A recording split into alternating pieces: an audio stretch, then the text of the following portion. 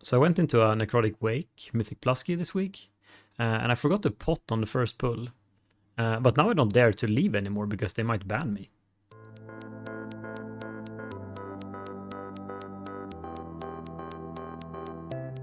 Yeah, I always hate when that happens. I usually leave after missing my pot as well. Yeah, I mean, it's only reasonable. It's not fun to play if you know you made a mistake right at the start, so. Yeah, especially as playing healer as well, the pot adds like at least thousands of DPS for the first seconds. Yeah, and I mean, for a DPS, like potting on the first pull, it might save like a second or even 2 seconds or something. Like, first pull, it's a big thing, all cooldowns, bloodlust, and everything. Do you So, think there's any people that actually look at like the Warcraft logs of keys and try and sort of as a raid to have the best actual damage as possible? I hope not. It's a very weird thing to look at. There's a lot of good, like I look at logs for M+, not to look at how much damage someone did, like over the, over the key or whatever, but a lot of interesting things to look at in the log for sure. But definitely not that. There's like too many. I mean, even raid logs in some sense, right? It's like there's so many variables that go into, how much damage you did that isn't really related to your own performance. Yeah. And in keys, it's just so much more because you can change the route, you can change what you even pull, or whatever, and you can even wipe in the raid. It's not like the log counts if you wipe, but in M+, if you finish the key, then it still counts. Yeah. Yeah, I wouldn't think so either, but I don't really know how people use because the only thing I've noted with the M+ logs is that you always have to like specify that it's only logs and not leaderboards because there's so many leaderboard logs, but you can't see their content, right? And Yeah, I I mean the haven't leaderboard, really it's not really understood a that. log. I don't know why it even shows up. I think it's just that's just same as looking on Raider.io, right? It's just weird. Yeah, but sorry, it's a bit random, but I am sure I've seen like anonymous people on Warcraft logs for raid as well. Is that somewhat the same setting or something?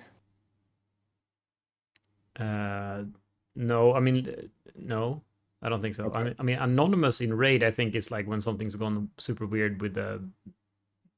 I don't know if they like changed their character and Warcraft logs couldn't find it or something. I don't know. But Oh, the okay. the leaderboard thing, that's literally just pulling from Raider.io. That's not someone logging anything. So Oh, okay. I thought it was people logging like private or something, but there were some option for specifically M+. oh no. No, like I if thought they you were if you intentionally. Yeah, okay. oh no, if you look at your own character, you have leaderboard logs for all the keys you've ever done. So that's Oh, that's okay. just a different thing. Fair enough. That's actually one of the funniest things. Like if you go into your own M+ logs and you just look at leaderboard, it will always say you have 99.9 or something. Yeah, but I Uh, would have. yeah, because it just counts like how high keys you do compared to people, and since most people do super low keys, you just get 99.9 in everything. Oh, okay. So I haven't done. Well, I don't think I've done push keys. I think I played some keys with you in the beginning, but yeah, my Evoker has 99.7, yeah, and I for sure haven't pushed. yeah, because it just compares versus all the runs ever. So Yeah, it's pretty fair easy enough. to get the highest ones in each dungeon, or not the literal rank one, but everything except rank one you can very easily get. Fair enough. So, do you think has the change with the banning people done anything? I haven't really been keeping track. I don't know. I mean, the way that they explained it, I don't know. I don't know anyone who actually got banned from this. But I don't know what the behavior really was. But like the way I understood it was that it's like people who have done this many, many, many, many times. I don't know what that it means. I don't know if that means like 10 times, 50 times, 200 times. I don't know like what that means.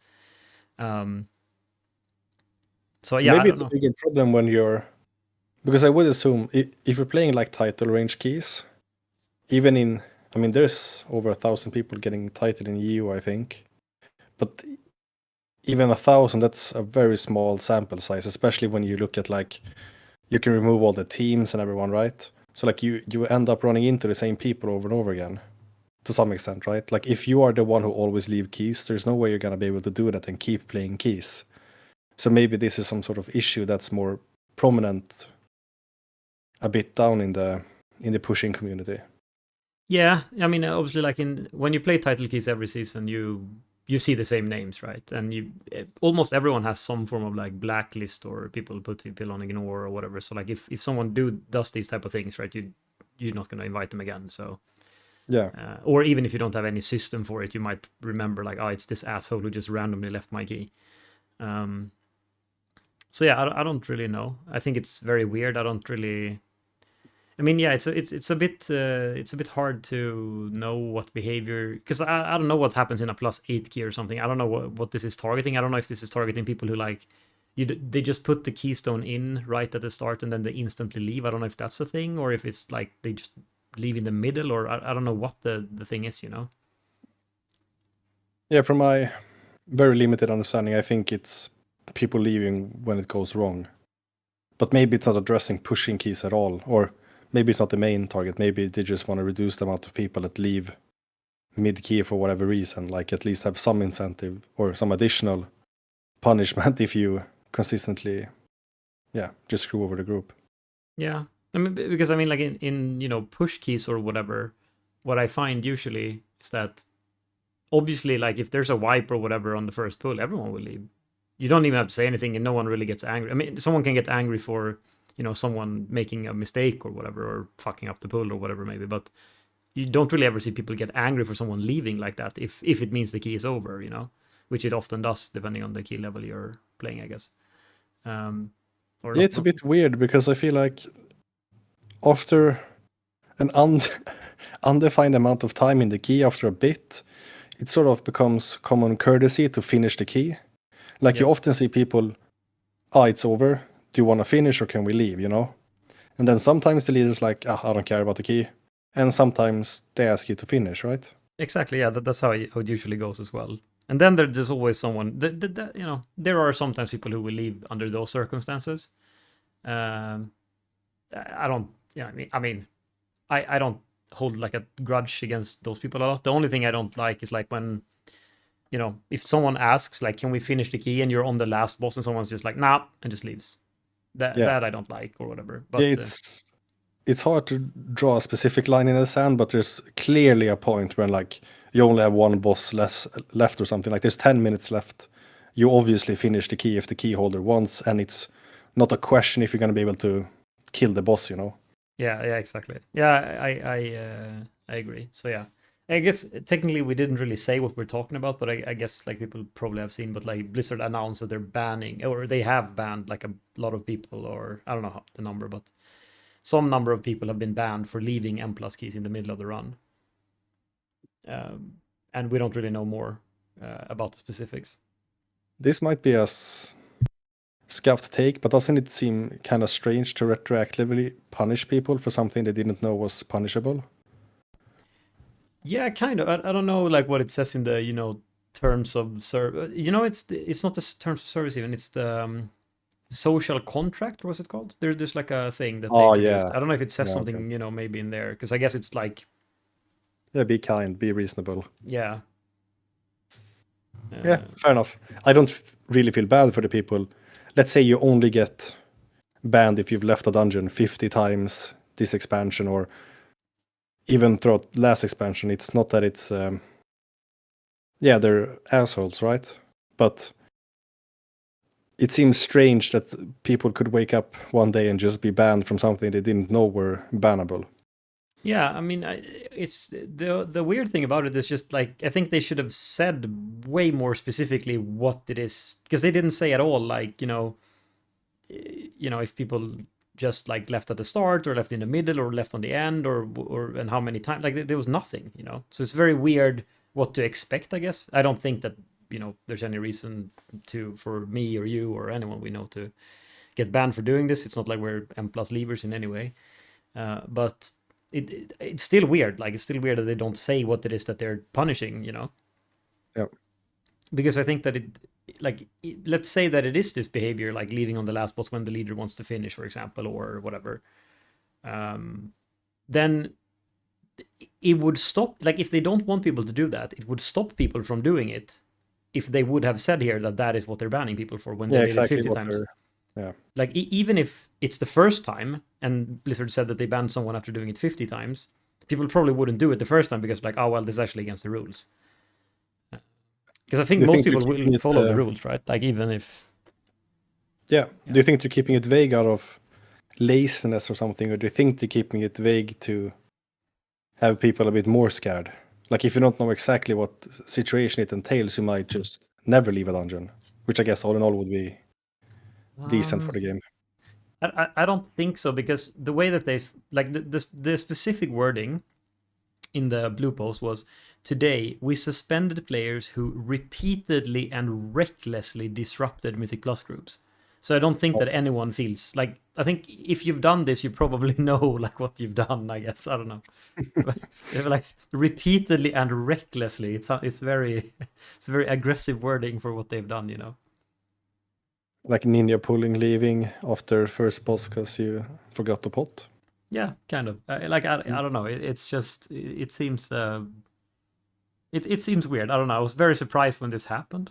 But yeah, I don't know. Maybe this is like a huge problem again in lower keys than I do or something. But Well, I mean, to some extent, it makes sense to have a lever penalty like they do in some other content, or in most other, at least queued content. But they would have to implement some sort of surrender as well, right? Like you would have to surrender the M plus and agree for people or something, and then leave. If you weren't going to get some sort of what's it called, like deserter debuff yeah, and but things like that. that's a bit like, because if you imagine like in, you know, League of Legends or something where you have like the similar surrender function, right? Uh, if you if the group doesn't, like, I think, what is the rule? Is it like 4 people out of 5 have to agree to the surrender or something? I think it's depending on the time, Oh yeah, like how far into the game you're in. Yeah. that's after my time. When I used to play, that wasn't the thing, but maybe that came later, or that probably I came think you later. need like 5 for the first 20 minutes or 15 or something, and then you can have 4 onwards. Yeah. Okay. So, but yeah. Well, let's Yeah. just say you have 4. It doesn't matter. But for the sake of the thing, let's say you have 4, right? In uh, or even 5. It doesn't matter. Whatever the number. Um, so in League of Legends, like if you have one person who refuses to surrender, or 2 people, depending on the time, right? What's going to happen is that you're still going to lose the game, and it's going to be over, right? Like the reason you surrender in a game like League of Legends is that you're gonna lose. Yeah. So worst case, the game is probably over within 5-10 minutes or whatever, right? You're probably not gonna make it all the way to a late game or whatever. Like, it's not gonna drag on too long. But in an M plus key, what could happen if you had the same system? One person refuses to surrender the key, and you can't finish it because this guy isn't gonna help or whatever, or That's true. and then you're stuck forever. Like at what point does it like when the key depletes, are you automatically allowed to leave? I don't like. There would have to be some sort of rule, right? Yeah. Like how that works. I don't know.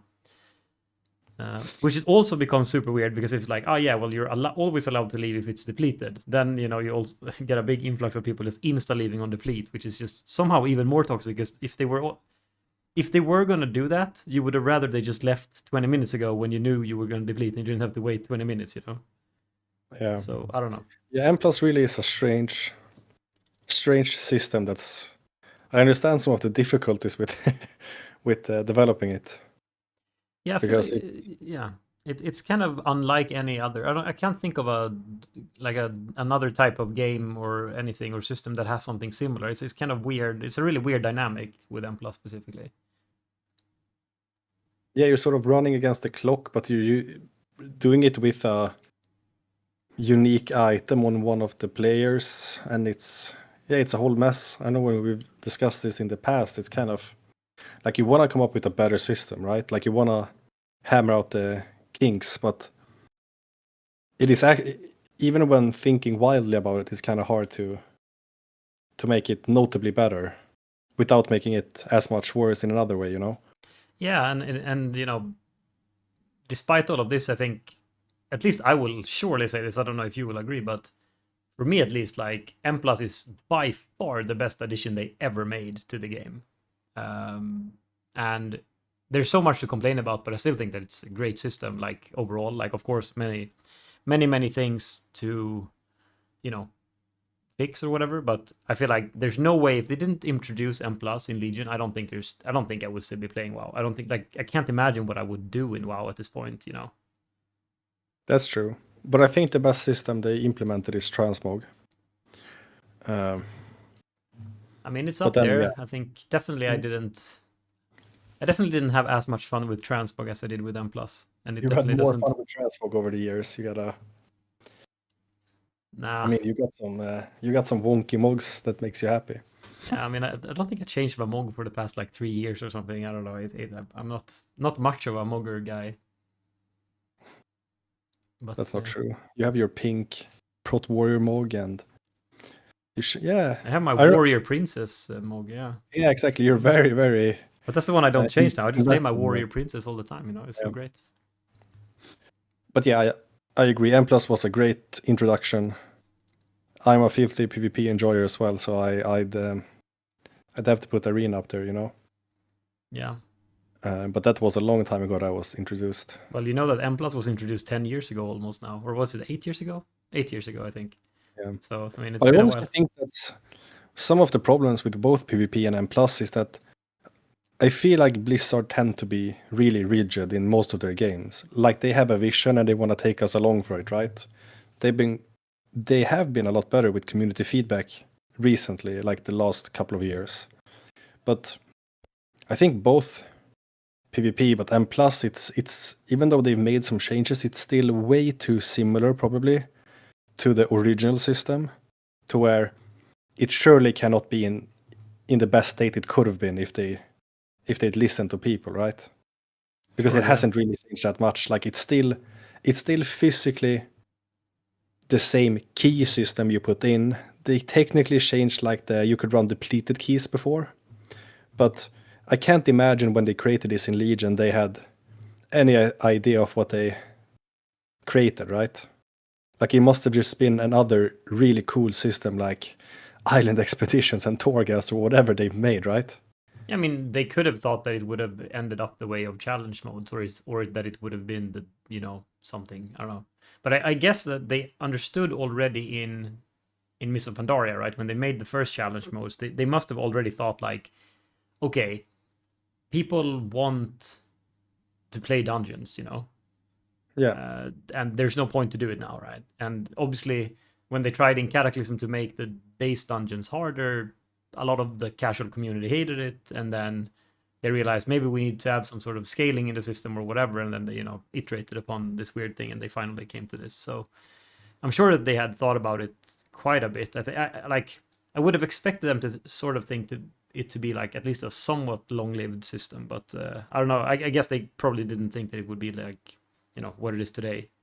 But Yeah, but even if they did, there's no shot they came out with the best cook 8 years ago, and then just the best plan of action was just to ever so slightly and reluctantly changing it a bit over the years, you know? Like even if they thought this was gonna be the best shit ever, they probably should have changed it more. yeah, I mean Because I feel like yeah, sorry, you go. yeah, I mean I was just gonna say like I think they've actually made like a lot of changes recently, but I think it was just that it was left untouched for a very long time in between that, right? Yeah. Yeah, if you take the average amount of changes in M plus each year, like over the years, it's barely nothing, right? But if you take the past year, it's a lot. Like it's more than the previous 7 years or something. Yeah, because like I mean, obviously there was a big change in the very early on in M Plus's life, right? Where they removed the actual three chests, and they removed the depletion, or they didn't remove the depletion, but the way that it actually used to work, like when a key actually depleted, it became like a gray item, and the only way to get your key back to the week was to time the depleted key, and you got nothing for it. Like you didn't get any loot or anything, I think. Yeah, you didn't get any loot. So it was very weird, and there was no rerolls or anything, blah blah blah, right? And then they, after that, nothing really happened, right? They introduced like the reroll guy, which wasn't a very big change.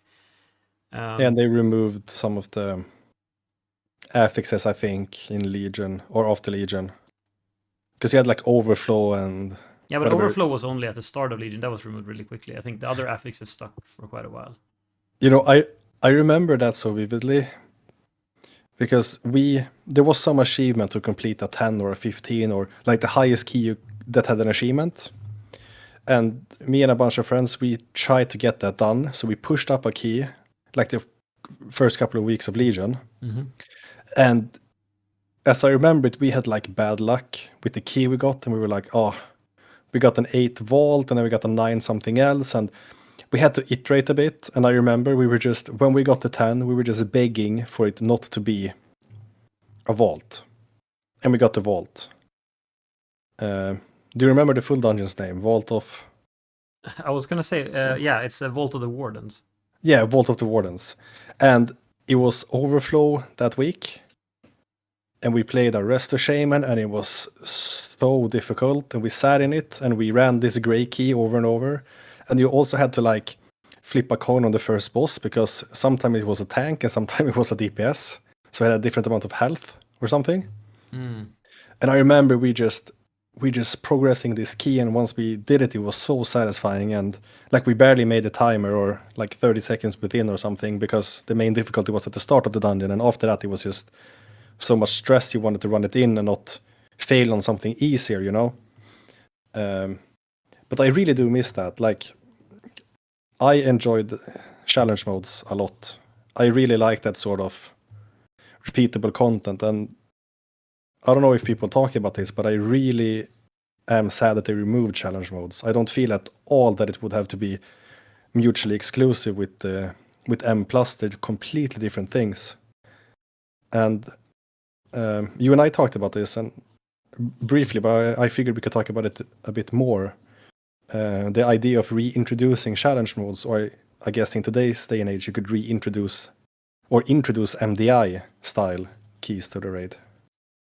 Yeah, I mean, I think, yeah, I was gonna say, like, I think that it would, because, like, I think if you, the two, like, esports formats they have is, like, the Great Push and MDI, right? Yeah.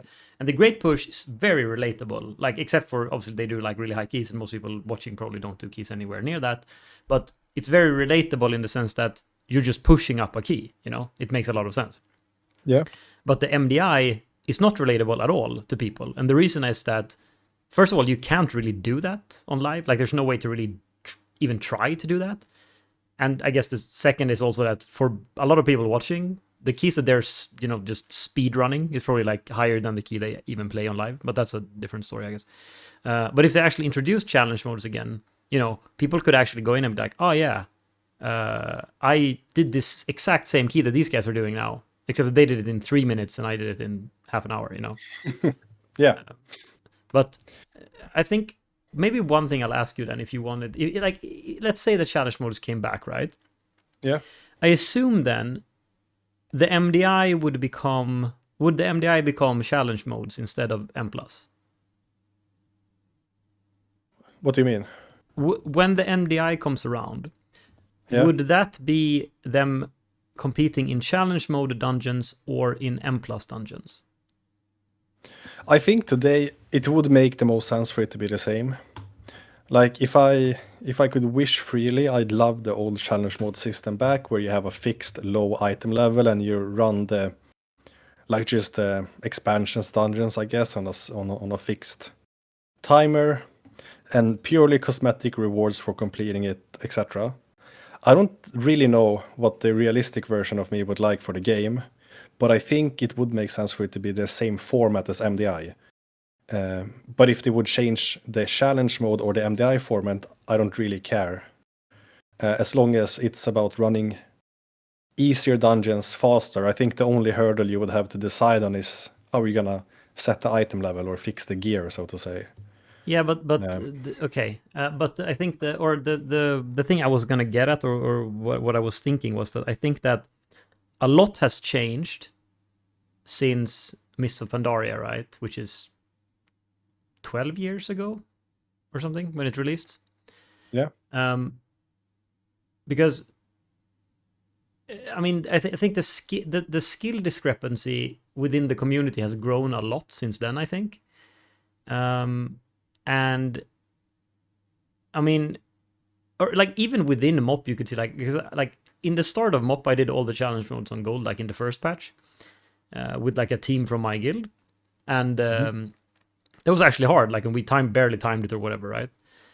And then, of course, throughout the expansion, there was like slight inflation of the gear a little bit, because you could get like better trinkets or, you know, items with proc effects or whatever, and you could get more gems or whatever. But like, it wasn't like the gear wasn't drastically better, I guess, right? But on Yeah, the it's a end, little like bit, people, yeah. yeah, and then on the end of the expansion, people were absolutely crushing these dungeons. They were like, doing absolutely crazy things, right? Um, and so the reason I asked this question is that if you imagine that you had like challenge mode keys at the level where they could still be run by the general population, then I imagine that would be on a level similar to like if you would, have MDI be on like heroic dungeons or something, or M0 dungeons or something now, which would be horrendously boring to watch because it would be like literally pulling the entire dungeon, right? Like there would be no stopping unless there was a forced stop, like there's a wall now in the dungeon. Yeah. And that would be super boring. So I'm just thinking that, is it possible that the skill discrepancy now between, good players that would compete in like MDI, say, or whatever, and the people who, randomly just do the content, it is the discrepancy has become so great that there is no content that they could both do, and then, one could be in the MDI and one could be that they do it on live servers. I don't know. It's difficult to answer about the general population. I know we had to play for a bit to get all the golds in the start of the expansion. It wasn't that hard. You just needed a few reps in most of the dungeons, right? But I don't know. Like the key level is quite low in the MDI currently, right? It's like 10 or 9 to 12, right? And I Yeah. think a lot of people can do 9s and 12s. But I don't know how fast they can do them. But I honestly don't think you really need everyone to be able to to get gold. I feel like that time's passed. Like everyone can't run a 16. Yeah, but that's the thing though with challenge mode, right? Is that I guess if it's like so okay, so basically getting gold, that would be like 3 chesting and 11 or something. Yeah, Yeah. So I I think so. guess like because I don't think, I guess like now at least, well, I guess it depends on the gear you have, but like at least on live now 3 chesting 11 is not hard if you have a pre-made group of people who actually play M plus. Uh, but I guess if you were locked to like pre-raid gear or something, it's probably pretty hard. So I don't know, but Yeah, there's for sure some kinks to look out or to work out. I don't know how they would do it with the gear being fixed. Would it be season to season based? But even if the gold difficulty wouldn't be that difficult for us, I think it would make the MDI more appealing to watch for at least some people because you could actually play it and get a feel on how is it to pull the entire first room in a dungeon, and you could try it with your friends and you get some respect for it. But also it feels like such a, I don't know, low development time for a content. Like you wouldn't have to treat it as the most serious thing. You could basically reintroduce it as you get scaled up to whatever the max eye level is for the season. You have all the dungeons fixed on 11. You get purely cosmetical rewards for specific times. Doesn't have to be the traditional 3 chest to 2 1 chest. And then see how the community feels. Maybe there's not enough people interested in repeatedly just pulling the first room or the first room in a dungeon for 4 hours in order to get the kick straightened out. But maybe there is. It doesn't seem like they have to do much development to just have it in the game, and I'm very sure a lot of people remember the challenge modes fondly. yeah, I don't know. I'm just curious like how it would play out like with the levels and everything, because I feel like I don't know. I just feel like it's hard to set, like when you set one level and you know that there's such a big difference. I almost feel like the gold, silver, and bronze thing would almost have to be different levels or something instead. But But then the MDI would crush the gold even if they competed in challenge modes, right? Like when they do their insane challenge mode runs, they're way below gold. Like you just getting gold is not the same as running it in the MDI. yeah, You just I know, but like I'm thinking if it's supposed to be like it's supposed to be possible, right, for regular Joes to actually get gold or something, right? Or is it not? Or maybe it's not. I don't know. But people always hate on like people always hate on content that is hard, right? Like people don't like it. People always, they always have to nerf mythic raid, and it always has to be possible for everyone to get the highest, M plus rewards or whatever. Like people always want to do this thing, right? So I just have a hard time. Well, that naturally happens over time as well. It happened with challenge modes also. Surely you got access to some better gear, but having played the dungeons for an expansion to some extent really does help you, right? And there's a lot of, you don't know a lot in the beginning.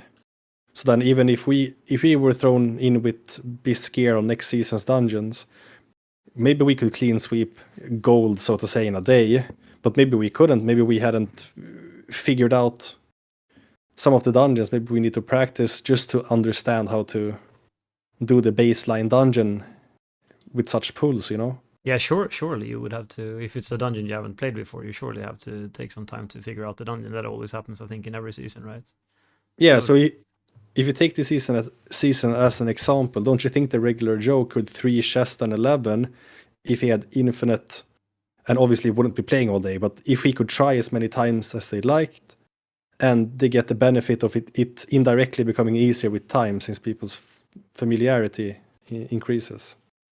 I mean, it depends what the regular Joe is, but like I run like 1+10 key every week on my second warrior just to get 1 vault slot. Yeah. And I mean, some of those people, I don't think they have a mouse or a keyboard connected, or like I don't know how they play the game, but like it's not it's not a pretty sight. I think there's definitely, like probably 90% of the players that play this game could not, no matter how many times they tried, they could never 3 chest and 11. I don't think. Yeah, I but don't then think they don't deserve gold. It's easy. and maybe that's fine. I don't know. I just like, for me, I don't mind that, but I feel like there's been a big aversion to introducing things that people can't, or like many people can't get, and I feel like, if they teased something like this, challenge modes coming back or whatever, people would expect it to be like the dungeons themselves are super easy or something. I don't know. Yeah, maybe. But Yeah. it's a fun I idea think though. the more interesting for me would be to have the old system where you're scaled down in gear and sort of make it difficult that way, right? But with the MDI being their esport, I feel like it makes more sense to just, if they were to introduce this system, it would make sense for it to be the same system. Yeah, I think so Because too. now, I just feel like it would. I think just that the MDI level might be too restrictive for general people to partake in it. That's what I'm getting at. But yeah, I get it. because like bronze time is like bronze is like timing the key, right? Like, so that's basically what a bronze would be, right? Just timing the key. Yeah, but it wouldn't be 30 minutes. Bronze would be like 20 minutes or something. Yeah, because then it's even more crazy, then even fewer people can partake at all. So I don't know. Yeah, maybe they need to lower the key level a bit. Maybe now with the new system, everything can be on a 9 or something. And then you can at least appreciate the increased difficulty they get with both Tyran and Fort or whatever, and the additional affix. Because I'm guessing that additional affix must be a time loss, right? Even if it's a good one. But maybe that's not true. No, if you mean the bargain, whatever it's, or like the. Oh wait, no, that's still present on 9, isn't it? Yeah, the yeah, bargain. that comes from, or yeah, wait, it's not the bargain, it's the other one, I think, whatever it's called. But the one that you get buffs for, that's from 7 or something. Oh, okay. 7 up till 7 through 11, I think it is, maybe. Or no, 12 maybe. Maybe it's on 12. I don't know. I think it's on 12, but they remove it. Yeah. So yeah, I think that but yeah, that affix definitely is more positive than negative, unless your group is very, very bad. Like that adds a lot of like value to you. Okay. It's boring, but it adds value, definitely. The buffs are pretty good and all very easy to deal with. Okay. But maybe we talk about do you want to talk about the key acquisition from Legion and Ondan? Yeah, I think we touched on this a bit like in our first episode, but I think it's again been a bit on the agenda now. Like people more and more I've started to rebel against the key depletion system, and I saw a tweet earlier today from JB saying like remove key depletion again, and a lot of people are on that train. So yeah, no, do you want to do like a historical recap first, or do you want to just dive into where we are now? I guess we can just dive in. Right. Okay. So I mean, yeah, I think there is a crowd right now who wants to remove key depletion. And before we talk about that, I want to also mention that from what I've gathered, reading some responses to the JB tweet today, there are some people who think that removing key depletion means removing the timer. But I think we can make it just clear those are two separate things, completely separate things. And removing depletion would mean that your key would not be lowered if you did not finish it. Yeah. Or I guess technically it would not be lowered when you put it in, because what actually happens is when you put it in, it gets lowered. And if you finish it, it gets upgraded again, or you get a new one. Whereas removing the timer, I don't know what that would mean, I guess. Because even if you remove the timer, the key could still deplete. Let's just say it like this. We're not discussing removing the timer. That's not the actual conversation we're talking about. Yeah. That wouldn't serve any purposes for us. Yeah, no, I think that's a ridiculously bad idea anyway. I don't know how that would work even, but there would have to be a completely different system, right? It doesn't make any sense. Like, are you going to keep, is everyone going to stay in the run for 12 hours to finish it so you don't deplete, or what? I don't know.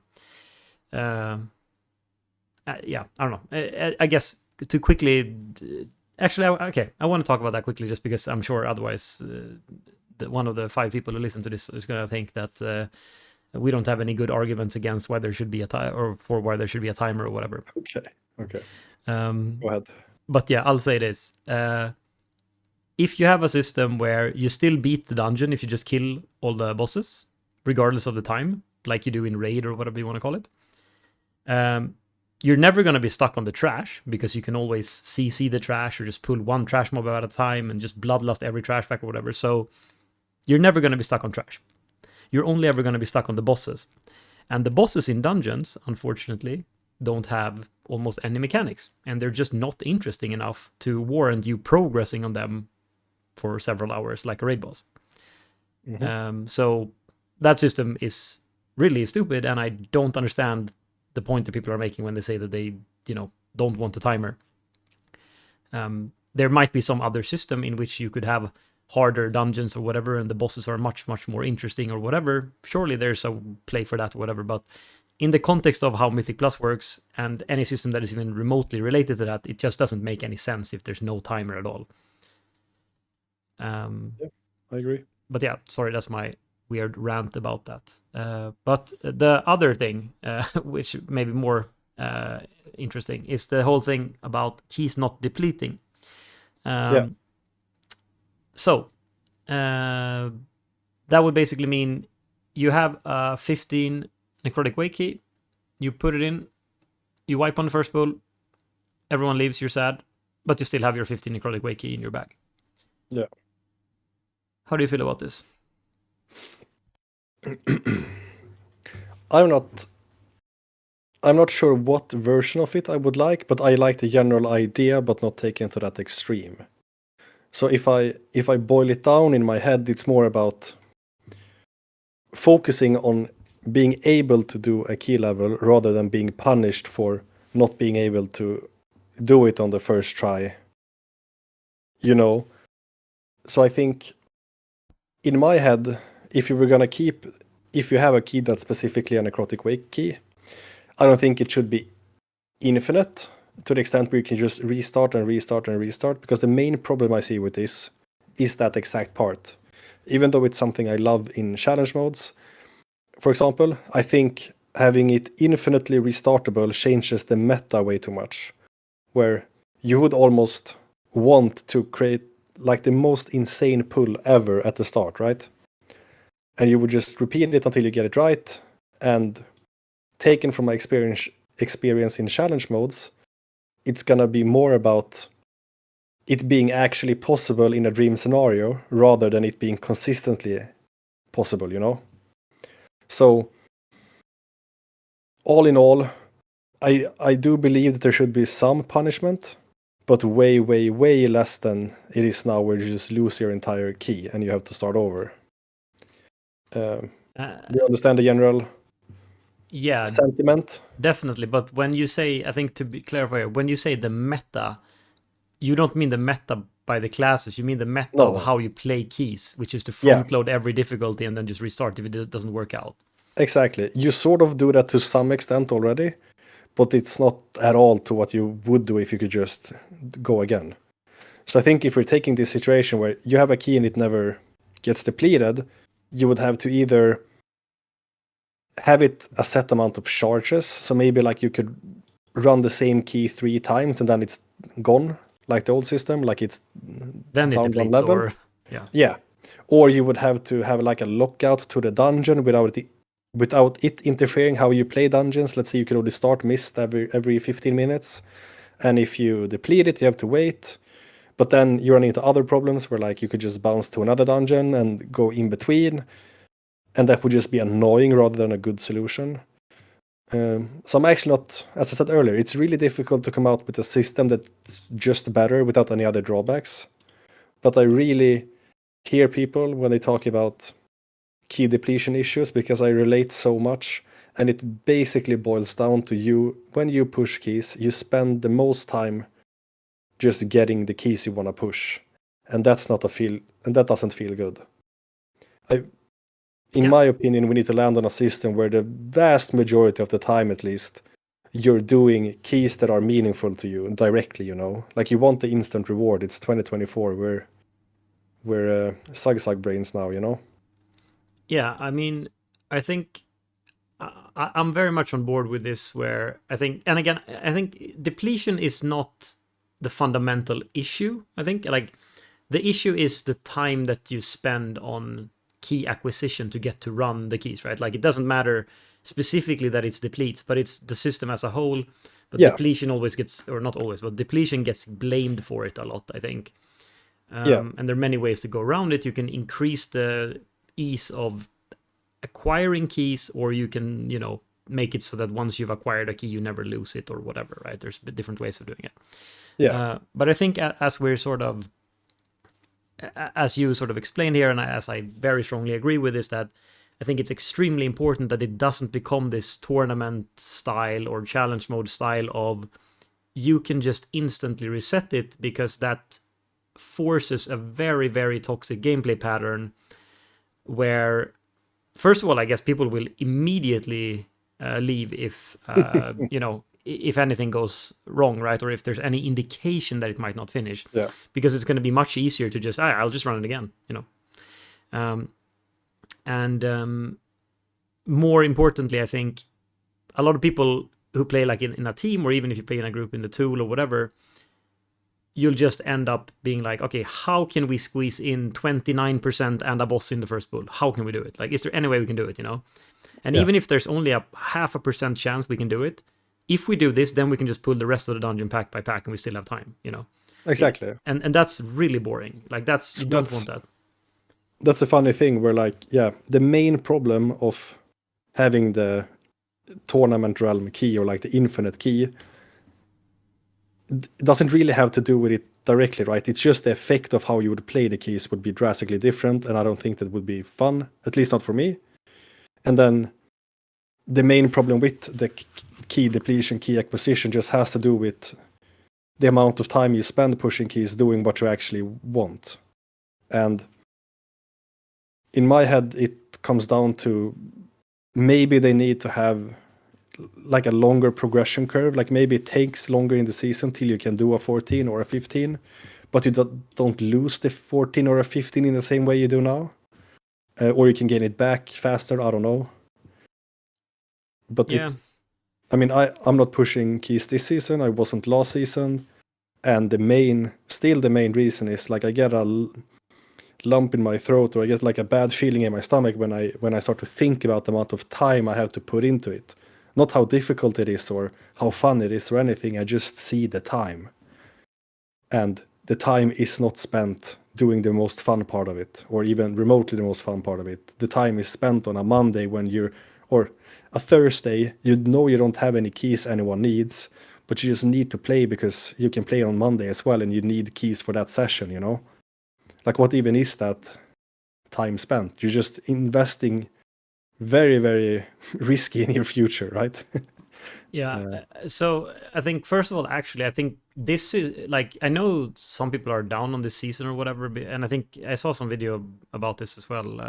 Bellular had some like statistics video come out the other day, but I think the general consensus is just that M plus is kind of hard now or something, and I think the levels are relatively harder than they've been, you know, in the past. And I think maybe a lot of people are, you know, don't like that, but I think in general, this season is actually really nice with respect to that. Like, even if there's no changes to key acquisition, the fact that, you know, there are no affixes and there's no split between tyrannical and fortified. And one very important thing, which is that the difference between the easiest and the hardest key is actually not that great this season. Like, the dungeons are pretty even in difficulty. That's great. Yeah, that is really great. So I actually have felt like now that I've played a bit now with like a group of people we put together as like a team. It doesn't feel like you have to spend that much time grinding or whatever. I feel like you can spend a lot of time actually pushing keys that you need, you know? But do you think that also could be attributed to the keys being relatively even? Because yeah, definitely. That definitely helps. I think something you would almost never see before but that I've actually seen now. So like, I'll just give a random example. I saw like now the absolute rank 1 warrior player, who I randomly also mentioned last week, I guess. But his scoreboard now is literally every key timed on 17, nothing else. Yeah. Which I think that has never been the case for like high score players in the past, right? Never. It's always been like 1 or 2. I don't think a discrepancy below 2 has ever happened. Yeah. Like, imagine top and bottom key. There's no shot. It wasn't 27 and 29 before. Yeah, exactly. And this guy literally the same on every single key right now. And you know, this is like the absolute rank 1 warrior in the whole world. So I think that says something about the season, and I think that is such an like that's that good. that yeah. I think that's like really understated, like how important or how valuable that actually is. That the keys are even in difficulty. It is great, but imagine that team. Okay, so even in this good scenario, let's imagine their team, right? They have all 17s done. Obviously, they need 18s. Let's disregard that there's any difficulty difference between the keys. Imagine they try and get 18 keys. They get 18 keys. They very well know that they only have 2 runs in them if they deplete. Then they have to go back and get more keys. So I think they're in a good example in that way as well, where they are hard stuck on needing 18 key no matter what key. So every key that's 17 is completely dead. Yeah, I mean, sure. That is definitely still a thing, but yeah, I don't know. It hasn't been my experience that it's been as bad to try to grind up for the keys, but maybe it is also because you can't get as bad of like a, oh no, sanguine depths, now we can't do this key, or like that, because that can't really happen. But yeah, it just feels bad that couldn't you sort of describe the system, at least on a reset basis, a week by week basis, that for every key you deplete, you need to do one homework key in order to be able to play it again, right? Like, it isn't that much more difficult than that. Yeah, no, actually, that's not true, I think. Because first of all, obviously, you get 1 extra run per person in your group because of the initial key of the week, right? Yeah. And every time you time a key that you need, you also get an additional run at the key you need. But what key level do they get the warrior fanboying? They've all done a 17 this week. Do they get an 18 next week? Yeah, no, they get a 17. So I mean, for them, yeah, then they're all like even like that. But I think most people probably. Yeah, I was just wondering if it was the same level or one above or one below. I couldn't remember. Oh no, yeah, you get the same level at the highest one you time. So yeah, for them, like, they're gonna get in a vault key they don't need. So yeah, in that sense, yeah, sure, they have to like start with They have to start with a homework key. But then you also get like if you like whenever you time a key that you need, like if you time an 18 key, right? You get a 19 key that you probably also need, right? So like it's not only the homework keys that can give you keys that you need. You can get keys you need from keys you also need, if that makes sense, right? Yeah, but that's what I said with depletes. Like, obviously you have, let's say you have 5 keys that are actually score at the start of the week. For every key you deplete, at least in the we have done all 17 scenario, right? Like every 16 you get is another 16 you need to play if you want to have that key in the pool. So maybe you Yeah. don't get as affected if you only play 10 keys a week, let's say, and you're doing okay. Maybe you're not super affected. But as soon as you stop having an organized team, or as soon as you start running more keys than that, you really end up in a position where you need to play keys. Because I do remember the first part of the week is always a lot more fun than the second part of the week, right? Even some of it is probably attributed to hope and being hyped that you got done 17 something. But then at the start of the week, you have a lot of keys that you could potentially time. And by the end of the week, if it's been a bad week, or if it's been a medium week, you have very few keys you can run. And it's specifically that feeling that I want to get away from, with some sort of improvement to the system where I hear that it's good now, and that's great. It seems to be moving in the right direction generally with M+. They are changing stuff. But Yeah, like that's I obviously rough. I don't want to make it seem like I think the key acquisition is perfect or anything. I think for sure there's many things they can improve. Like I would love that as well. Like I think that the key depletion is or like not the key depletion, key acquisition is definitely the biggest problem now. Like after they've removed affixes and everything, I think that's like the only one thing that I like really want to complain about now is like that, you know. And maybe the dungeons not being super fun, but that's a different story. But what do you think? What do you think about the tournament realm key then? Like, what's your take? How much would you like to pivot? Or what don't you want to achieve, and what do you want to achieve with some system change? Yeah, obviously, I want to achieve that the same thing I think that you want, which is that you just spend more of your time doing key like progression keys or keys that you actually want to do. But I very strongly don't want it to become the tournament realm thing where you just can restart infinitely, because that'll just become super toxic. Because the toxic thing will be the smartest thing to do, kind of. And I also don't necessarily really buy the argument that, oh yeah, if keys didn't deplete, you would have a better meta or something, like in terms of like classes or whatever. I don't think necessarily just because the key wouldn't deplete that people still wouldn't pick the best classes. It's not like, oh yeah, well, randomly pick Arcane Mage. It doesn't matter now. People would still No care. shot. No, I don't think The that's WoW, true. I think the WoW community is the game community with the worst idea of what a meta is and the meaning of it. So I have no faith that it would be better in even the smallest way. Yeah, I think honestly, like the best thing that could ever happen to M plus is if people stopped being so rigid about the meta. If people actually understood how little it matters compared to what they think, you know. And Or at especially, least appreciate what a good read on the situation is. I mean, I guess you're putting this frequently throughout the season since you're a DPS warrior main, but I cannot fathom that people look at a 20 or a DH that's meta, for the argument's sake, with 3k score, and then they see a DPS warrior with 3k score, and they think, let's get the. And then you look at the DH, it's obviously a reroll. It might be a decent player, but he's played it for like 3 weeks, you know? And you look at this off meta, same score ish, and you reason, let's get the DH, it's stronger. yeah, Like that to me is probably the main weird thing, where like there's no appreciation for people knowing what they play or seem to know what they play. Obviously, you don't know, but it's strange to me that there's such a small appreciation for one tricks, because in other games you can see it as a strength, you know.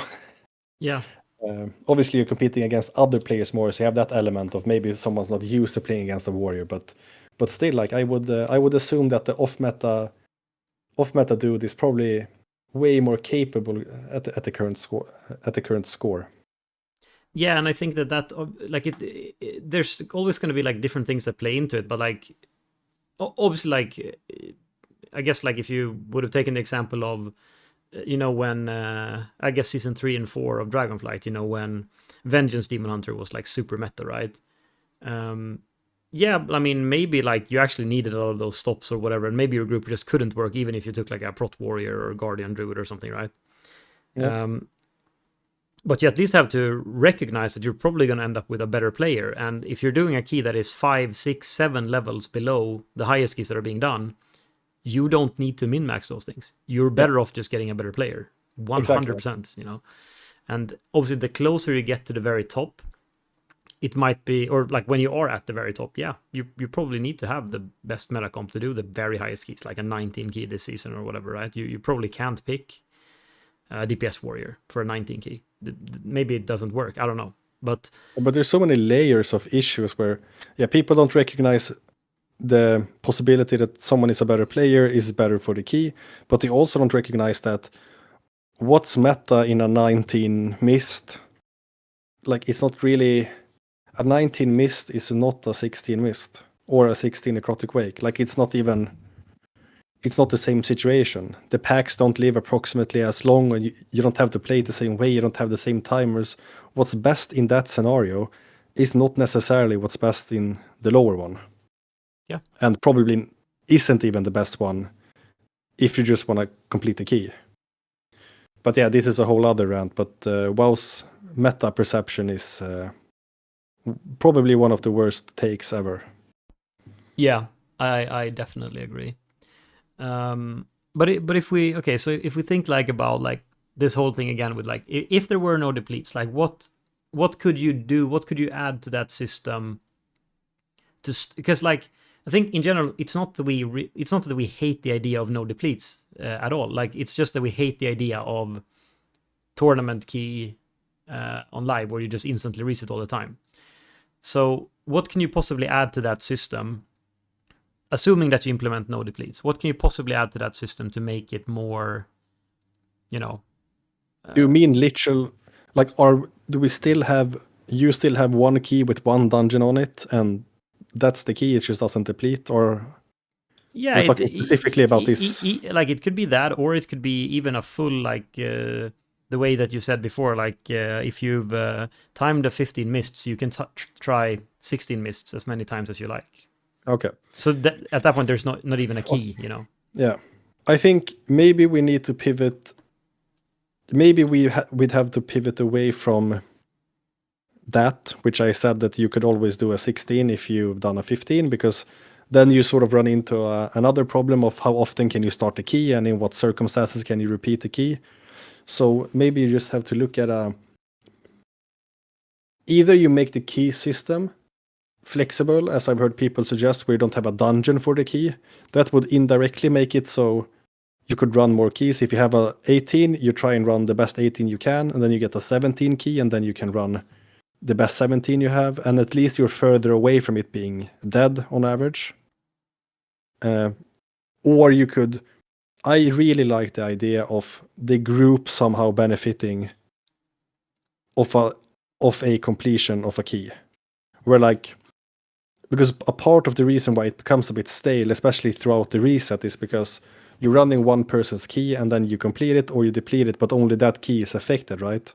Obviously, I'm not arguing for team-wide consequences of depleting a key, but maybe a completion of a key could positively impact the other people's key. Maybe everyone could get increased up onto the level of that key, or with the same rules, +1. Yeah.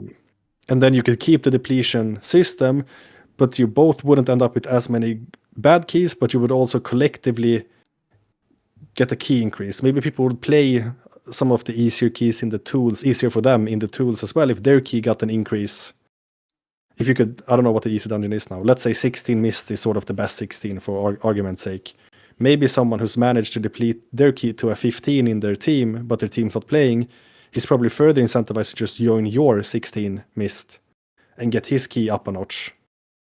And I think that would be good for the game. I think people in general are quite happy when they get some sort of good players in their group. Yeah, so maybe more along those tracks of, sorry, I'm repeating myself, but trying to TLDR it, where maybe more rewards for completing the dungeon group wide is a good general approach. If you don't want to have the repeating dungeon issue, because then if you had 4 mists, you could still run 4 mists in a row, right? But that wouldn't mean that you would do it tournament realm style.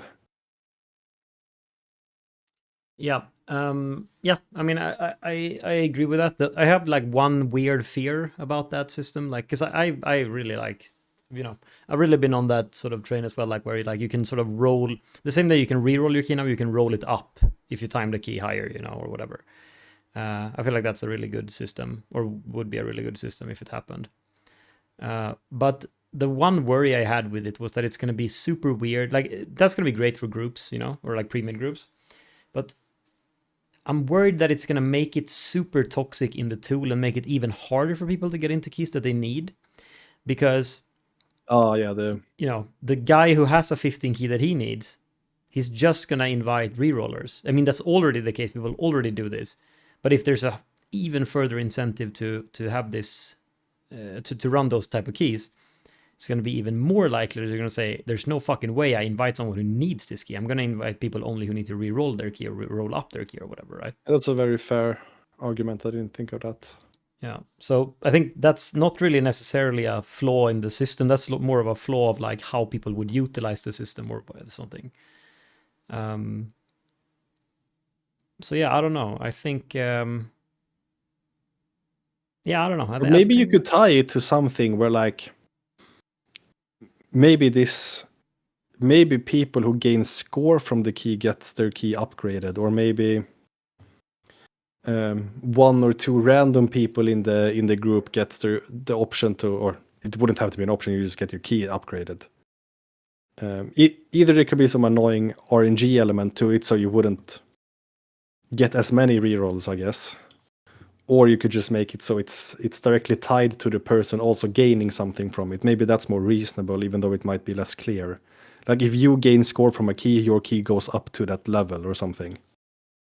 Yeah, but yeah, I was thinking about like if you could tie it to that, because they already do that, like with flight stones, right? You get bonus flight stones if someone in the group gets score. But that's group wide, yeah. That's group wide, yeah. Yeah. But I was thinking more personally.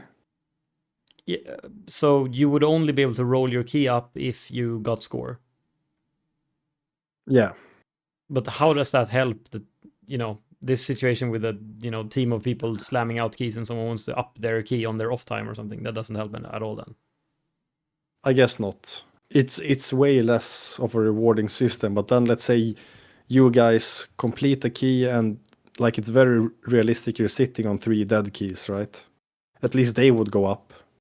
And at least you could try and get score keys in the tool, and your key would be improved if you timed it.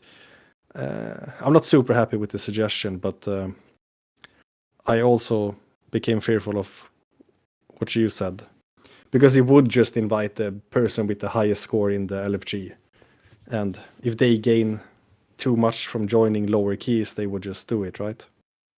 Yeah, I almost feel like you could do it in a...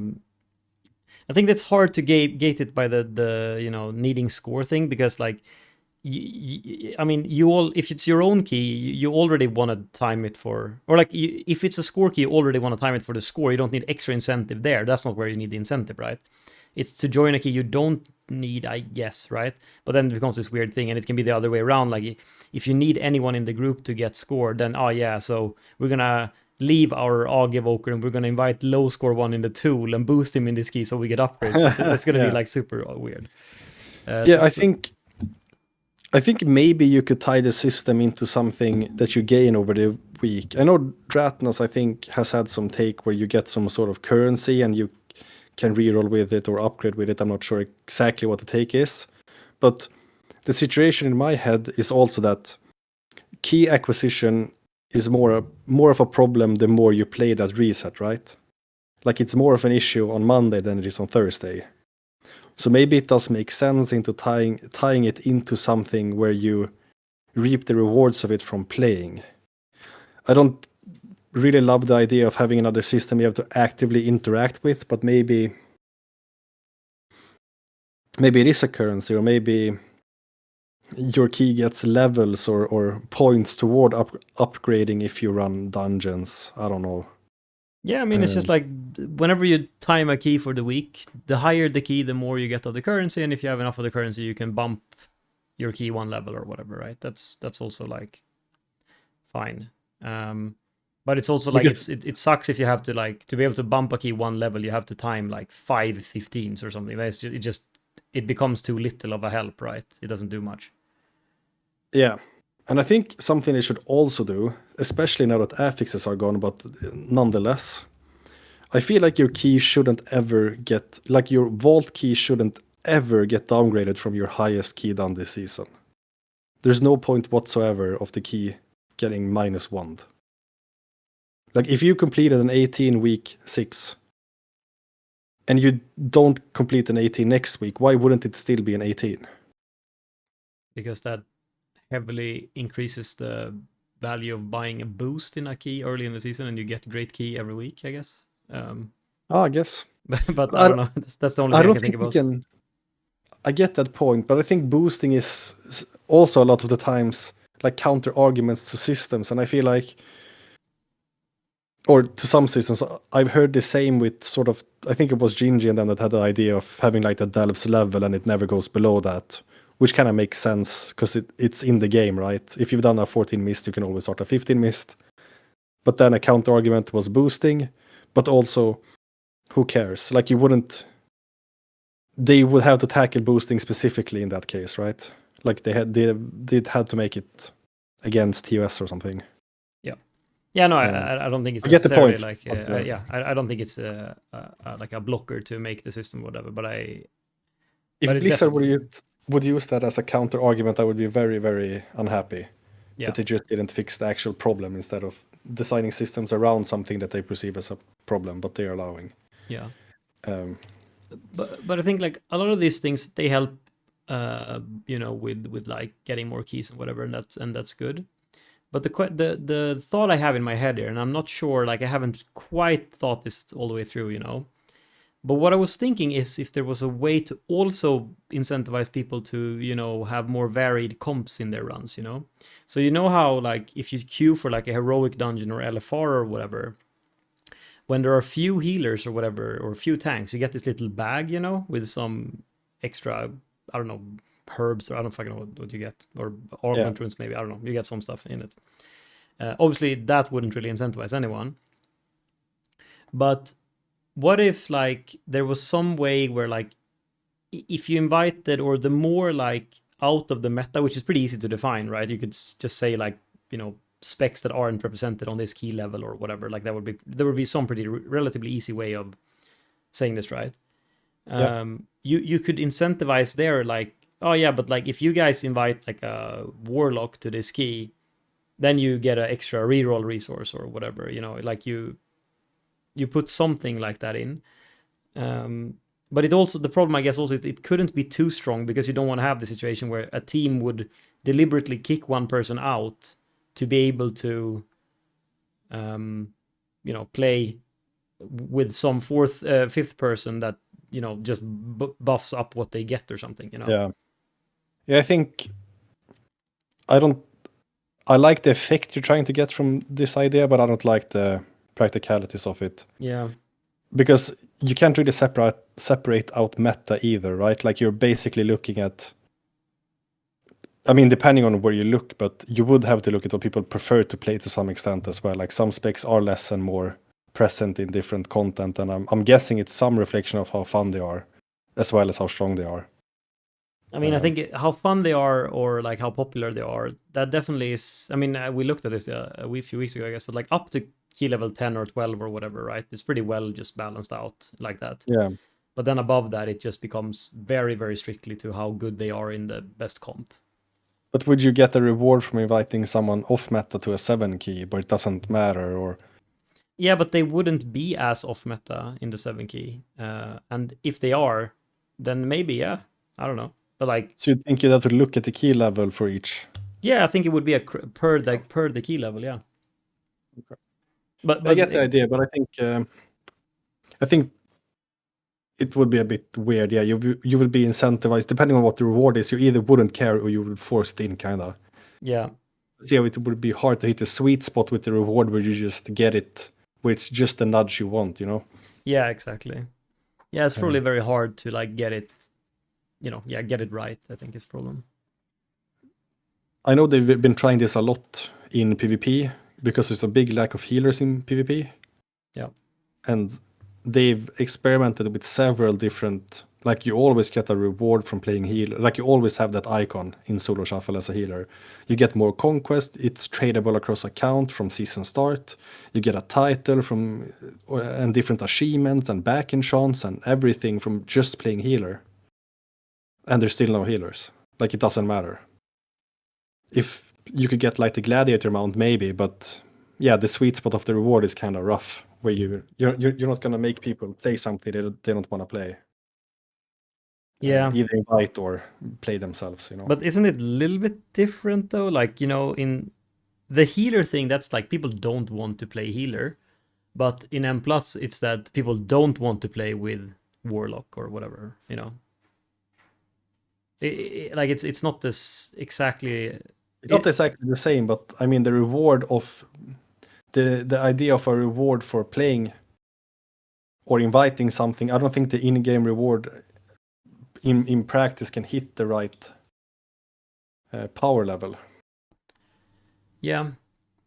Yeah, no, I think it's hard, and that's why I think the only way it would make sense is if you ended up with this sort of system with the currency, right? Because then you could give more, same as you do with right now with flight stones. It's like, yeah, you can give some more, But yeah, for sure. But 'Cause it depending could. on what we're trying to alleviate, I think there's different ways to go about it. Since the key is very much reset to reset based, right? Like you're not really thinking besides trying to do as high a key as possible each week. Like let's say you want to do a 16 each week because you can time a 16 and you want the key in the vault. After that, you really just care about the week's score. So you're basically running your keys into the ground, and then you evaluate if you have time or you're going to play enough for it to be valuable to play them up. But maybe you don't have one key. Maybe you get 3 keys from the vault. And it could still be the same kind of bad-ish system, but it would take longer until you're out of keys.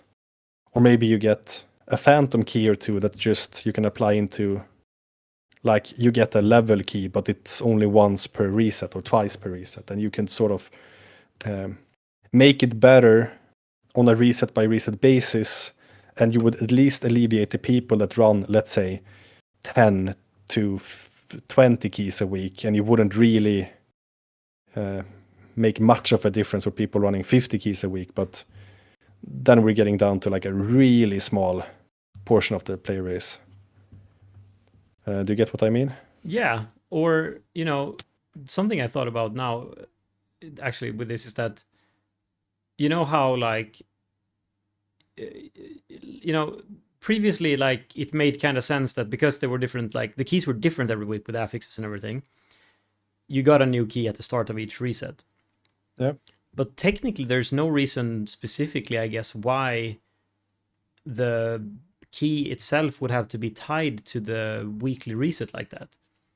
It could be completely different. It could be like every 3 days, every 2 days, whatever. You just get a new, your key just get reset back up to whatever level it should, the season high level or whatever, Like I thought about that as well. Yeah. Yeah.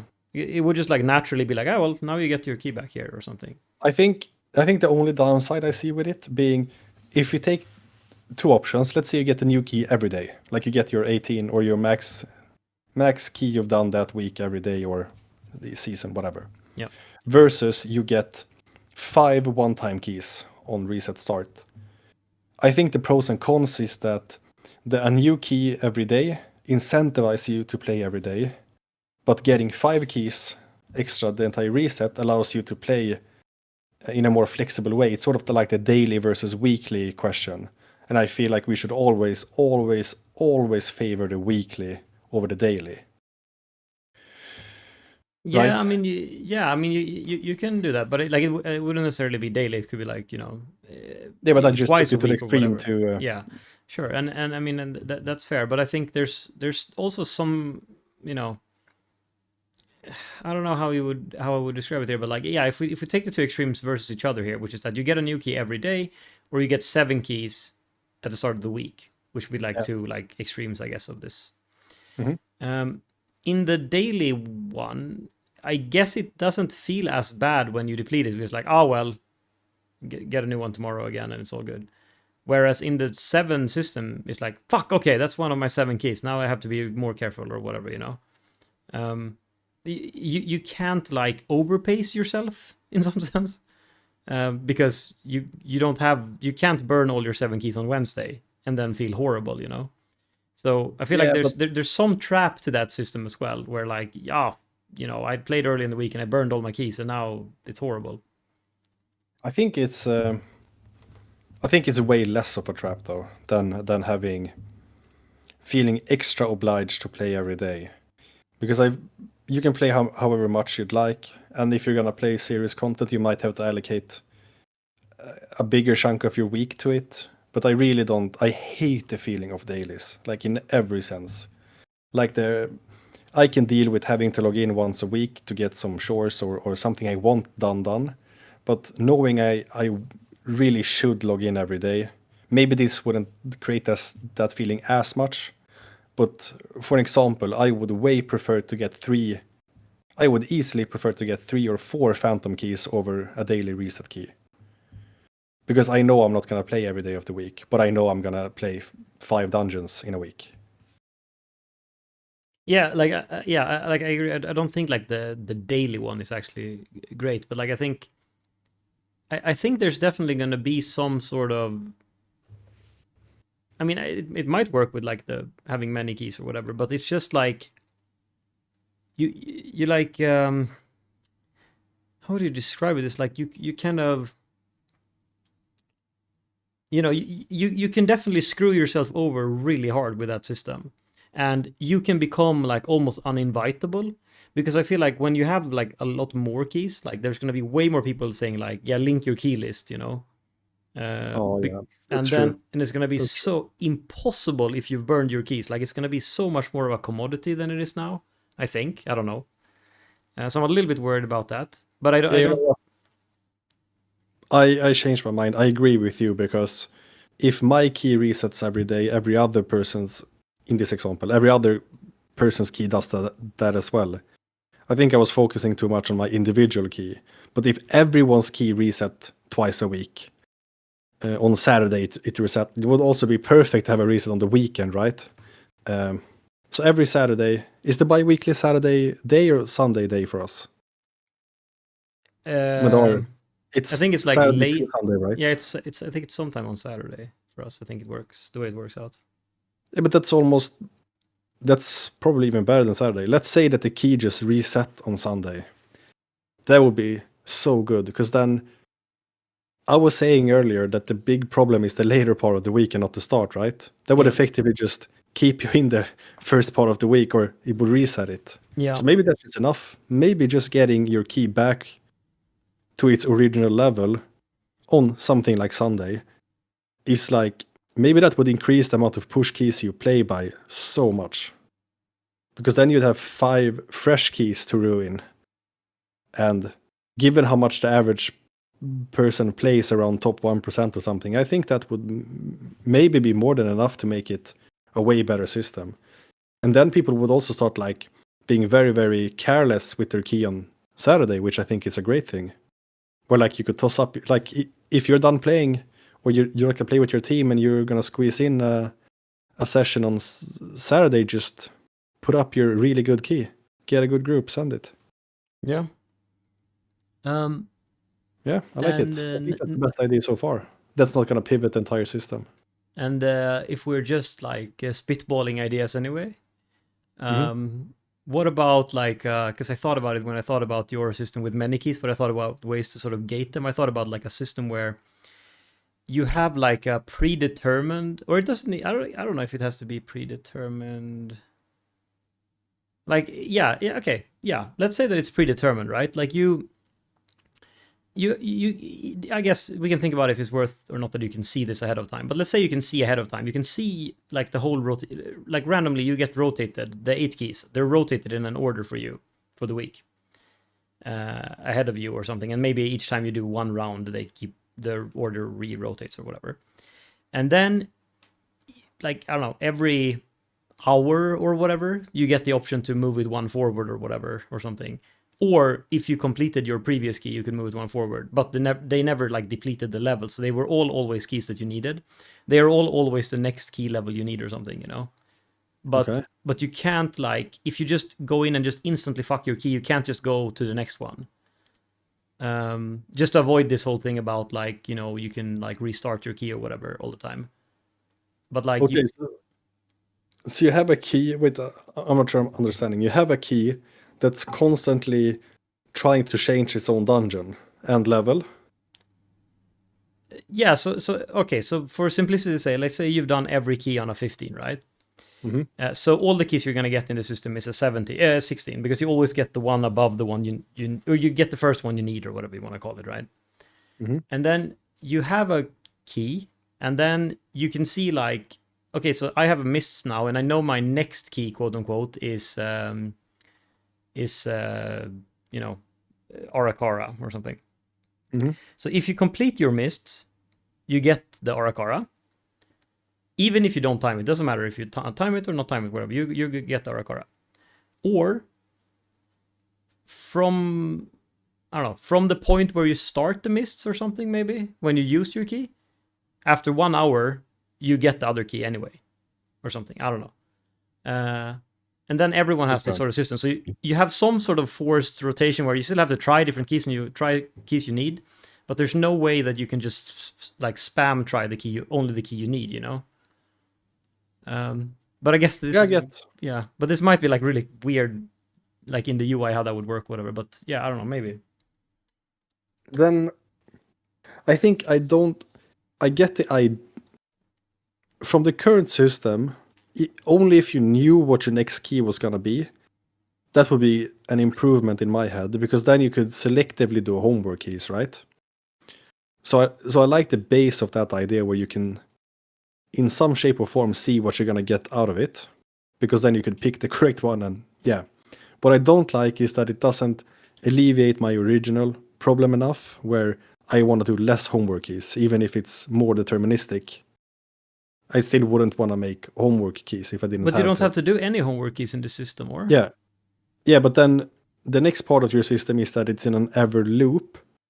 I think that could also, or that could be a better solution, but I'm not sure in what way you would need to have it so that you're getting the benefits but not any drawbacks, because time gating it to some extent, I feel like it's going to be really difficult to hit the sweet spot between it's timed enough to where you don't spam, but it's not timed enough that you would just wait or hop through dungeons. I'm not really sure. Like, the concept I think is great, but I have no clue what the magic number is.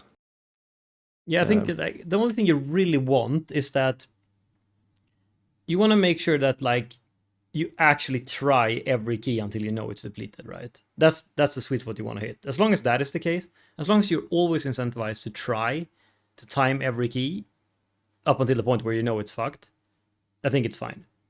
But as long as, or like as soon as it becomes this thing where you can just immediately upon anything going wrong, even if you can probably, you know, time it or whatever, then it becomes toxic system, I think.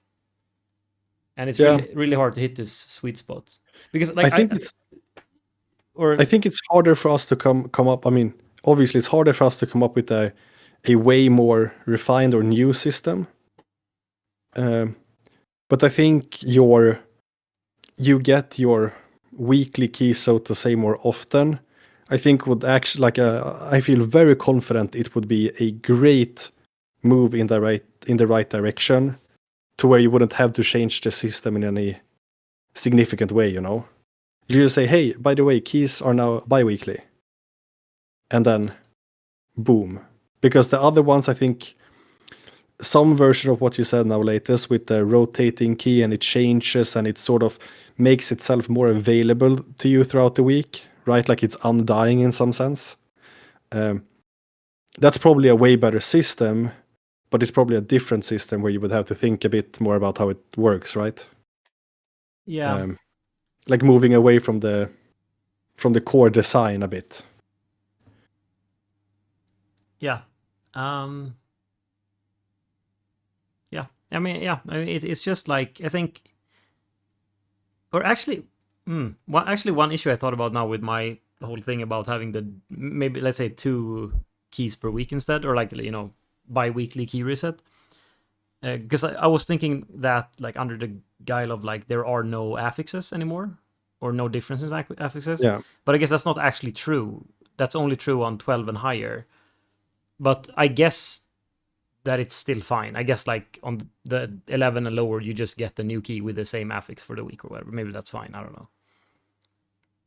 And maybe you even get the option on the you know, on the bi-weekly thing. Maybe you don't even have to take the new key. Maybe you can keep your old one if you want, you know? Yeah. I mean, I don't know. Maybe you can get the choice to, like, keep your own, or maybe you get the choice to take a new random one at your, you know, whatever the key level is, or you get to bump the key you have already. If you already have, like, the dungeon you want, maybe you get to bump that up or something. I don't know, to that key level. Yeah. Yeah, maybe they just separating. If they just made like a M plus like hub in the major city and they separate the key from the vault and everything, they could create sort of a system in itself which is better. I'm thinking about like Diablo and PoE and games like that where you could like build your own keys to some extent with resources, of course, you gain from running the keys, but I think the core design actually needs a heavy rethinking, and they could leave the M plus integrity still very much intact. And I'm guessing this is something as well, and I'm just trying to be clear about the problem, where I think it's more of a problem the more you play. But obviously people that play for a living, time is not as much of an issue, right? Like it's their literal job to play at least 40 hours a week or something, right? So it doesn't affect them in the same way, I don't think, even though it's surely annoying for them as well. Yeah. So I'll say this then. Like, I think, at least for me, I feel like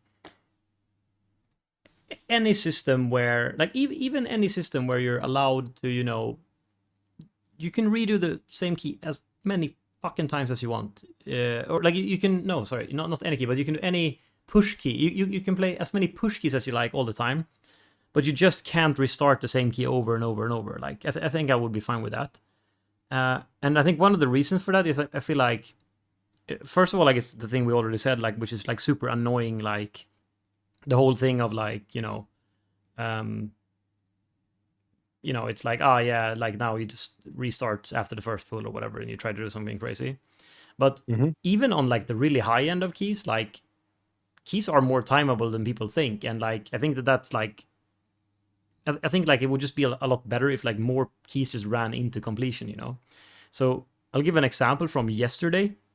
So now I'll reference this weird group again, but the group that plays with the rank 1 warrior, which again, they play like literally 5 off meta specs, kind of weird, play like, you know, Guardian Druid, Mistweaver, Outlaw Rogue, Fury Warrior, and Survival Hunter. But yesterday they timed 17 Grim Battle, right? And this is the 9th best Grim Battle run in the world for the whole season. So, like, that's a very, very high key. There's no one who's done a higher Grim Battle. There's 8 runs that were faster on the same key level, but there are only 10 Grim Battle 17 timed across the whole season. It's a very, very high key, right? And if you watch the VOD of what happened in that key, the very, very first thing that happened is that the rogue forgets to shroud, and they ninja pull the first pack that they were going to skip with shroud. 3 people die, and that's 45-second penalty only from the deaths. They have to Yeah. randomly do a super small pull they weren't intending to play with bloodlust and everything because they ninja pulled. Someone like literally 30 seconds into the key asks, "Are we rip? Are we just giving up?" But they end up just playing it, adjusting the route on the spot, whatever, and they still time it. And this is a world rank 9 key for for this dungeon. So I think like it would just be so good for like the mental if people actually tried to finish the keys. And I really want to somehow encourage people to really try until it's actually impossible, And I don't know how you can do that with the system, That's the only thing I really want to get out of it. I don't think you can. People are people. It doesn't matter if it's WoW or if it's League. People are gonna wanna FF 3 minutes in, I think maybe you don't even attempt to solve the problem of perceived success rate, but just try and solve the problem of people not being as afraid to put up their key. And hope that would alleviate some of the, because I think a lot of it is people being frustrated and being stressed and being very invested, and you want investment, but you want the right kind of investment in the moment, right? Yeah. So I get what you mean. I mean, we've discussed this before. We even brought it up on the podcast of like, fuck it, gotta risk it, people's complete misinterpretation of the situation. But out of all the things I want to complain about the WoW community, I don't think that's one of them. I think it's just people being really invested in the game and being way too stressed or can't really handle it, like they get too mad or too sad or too something because it's not going the way they want. Yeah. I mean, I don't know if you know this or if I ever told you this, but in League of Legends, like people's, you can like slash surrender and then there's a vote, right? And I played like League of Legends for like a few years, like ranked and whatever. I never once initiated a surrender vote, and I never once voted yes on a surrender vote. And I feel like that's sort of the same mentality like I have here in M+, where it's like, I don't want to give up before it's over, And I'm sure I made a lot of people angry because they're like, we're surely going to lose or whatever. But again, this is a ranked game, and what if 2 people on the other team disconnect? We surely would win, So yeah. I was that annoyed. Probably people thought that was annoying, whatever. But I think in M+, it's not as annoying, I think, to be that guy. Like, can we at least try till we know it's, fucked? But I think that's generally the best way to get more rating or more wins, is just to not give up. I know that there's a very famous League streamer, or to some extent he shows up in my YouTube shorts. It's like a Vel'Koz main. I don't know if that says anything to you. Yeah, I think I recognize that. Is that what's it called? Jellyfish or something? Yeah, and it's like all about geometry. Like, it's all skill shots, and it's sort of perceived as a very fair champion, but it's very difficult to play because it's all skill shots and very strange ones, right? So he plays like Vel'Koz only, and he plays it in whatever lane he gets. I'm not sure which one he mains, but he's known as like the best Vel'Koz, and he's known as someone who never surrenders, and I mean never surrenders. And for some reason, I keep getting up compilations on YouTube where like other streamers are in his lobby, and someone toss up a surrender vote, and they just laugh like, no, this dude's in the game. There's no surrendering. Like, and they all just play. And I guess it's getting fed to me because I really like the sentiment of it, and it's usually a bit like them winning and stuff, from like being 20 or something insane, because he just never surrenders. Yeah. Yeah, no, I mean, that was just like, yeah, it was the same. Like, it was exactly my thing. Like, I was just like, nah, I don't care. I'm not surrendering in a ranked game. It's not happening. In normal game, whatever, sure, we can surrender if people don't want to play. It doesn't matter. But, like, this is a ranked game. I'm not going to surrender. There's no way. Because I'll tell you this. You can never win by surrendering, at least, There's no way. There's, so, I don't know. But that's maybe a bit of a side tangent, but yeah. But yeah, I'm on board with that Vel'Koz guy. Maybe I should start watching him. He seems like a nice guy. Yeah, I mean, if you want to be known as, I mean, isn't that like the greatest thing to be known about you? Like, you're that guy, sure, you're the Vel'Koz main, but you're the guy that never surrenders, and everyone respects it, People might be annoyed at times, like, because he won't surrender even if you can't even possibly see a win condition, but he sees it, Like, he knows that people can DC or start trolling or griefing, or like he can make up some slack. But yeah, I don't know. Maybe that has changed because, like, when I last played League a lot, that was like more than 10 years ago. But I'm pretty sure like you almost only got flame for it. But that was also, I guess, because it wasn't like I wasn't known in any way. So it's, I guess, when that happens and people are like, we're surely gonna lose to it. Who's this fucking idiot Mundo jungle who doesn't want to, surrender or whatever. But I guess like if you're known, like if it's known about you, maybe it's a little bit more respected or a little bit less annoying for people. Yeah, for sure. Yeah. And then I guess like one last thing maybe, or more things also if you want, but one last thing that I wanted to bring up at least on this sort of topic, or like I guess the dynamic of M plus and even PvP now, is that something that for the longest time has confused me, or I don't know, like, yeah, I guess confused me is the right word, is that more and more people just don't want to voice and like be on Discord for things. And Oh yeah. I mean, I'll just say this, like when I used to play Arena, which again, this is 15 years ago or whatever, maybe 14 years ago, I don't know, a long time ago, I used to play a lot of Arena. You would join like an Arena group or whatever. There was no way you wouldn't, like, it wasn't a question. It's like, oh yeah, I'll join Ventrilo or TeamSpeak or Mumble or whatever it was back in those days. And it was the same like in Legion. Like when you pushed keys in Legion, it was like, yeah, of course everyone's joining Discord. That's the thing. Everyone's doing that. It's not really a question. It's not really something you have to ask people about, and people don't really say no. That's just weird. But now I think both in PvP, correct me if I'm wrong here, but I'm pretty sure in PvP and definitely in M+, people don't want to join voice. It's not people don't want to do it anymore. I don't know why. Yeah, I've been thinking about this as well, and I can't really put my finger on why, because I guess for me it's a bit complicated, because I remember when I was younger and played PvP and such, I always had trepidation about going in voice, but that's because I hit puberty when I was like 25. So that was I mean, that you was still like, don't have a beard, so I mean, maybe, yeah. but that was for sure an issue. I'm sure you remember like the general idea of it, but you wouldn't want to expose yourself, right? For being a kid. But that aside, I feel like, yeah, people went into Discord a lot more in the past. I think I wanted to go into Discord more as well in the past. But now I'm for sure one of the people that don't want to go into Discord. And I can't really pinpoint why, because you still want to go into Discord, right? Like if someone sends you a link, you just hop in, right? Yep.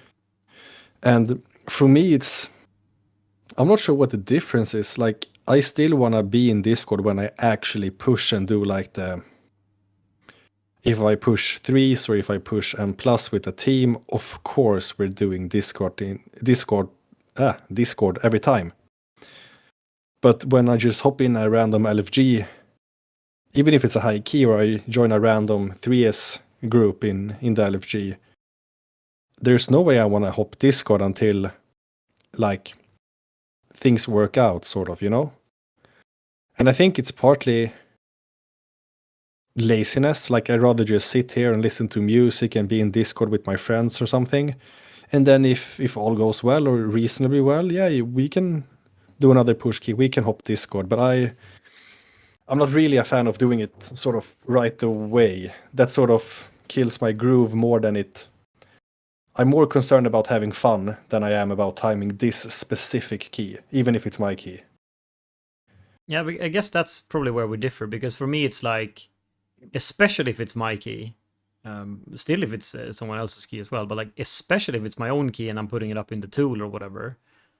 And I mean, this also, of course, like, doesn't help to have played like a lot of off-meta things that have a hard time getting invited, because then your own key becomes very, very valuable.